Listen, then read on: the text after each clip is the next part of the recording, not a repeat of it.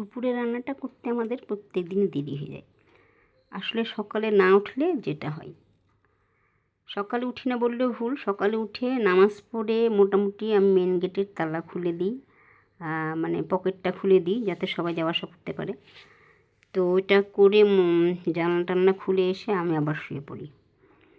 তো শুয়ে পড়ি কারণ অত সকালে খাবে না কেউ, আর এত সকালে যদি নাস্তা বানাই সেটা ঠান্ডা হয়ে যাবে।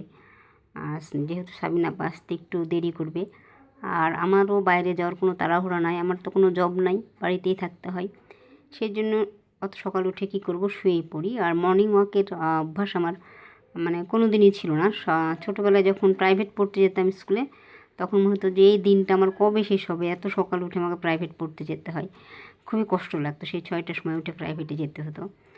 তো যাই হোক, সকালে ওঠার অভ্যাসটা আমার কোনো দিনই নাই, উঠতে ভালো লাগে না।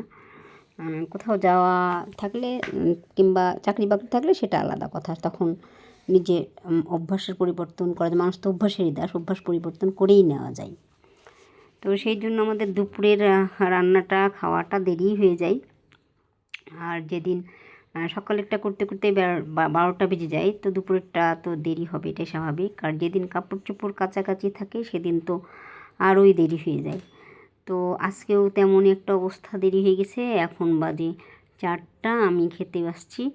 আর এখন যদি না খাই, মানে আজকে যদি স্টুডেন্ট চলে আসতো তাহলে কিন্তু আমার খাওয়া হতো না, আমার খেতে খেতে সন্ধ্যা হতো। তো স্টুডেন্ট যেহেতু আসেনি, তাই তাড়াতাড়ি আমি এখন একটু খেয়ে নেব, আর নেওয়ার পরপরই হয়তো ওরা চলে আসবে। তো আজকের ভিডিও এই পর্যন্তই। কেমন লাগলো আপনাদের জানাবেন। দেখা হবে নেক্সট ভিডিও নিয়ে। আল্লাহ হাফেজ, সবাই ভালো থাকবেন।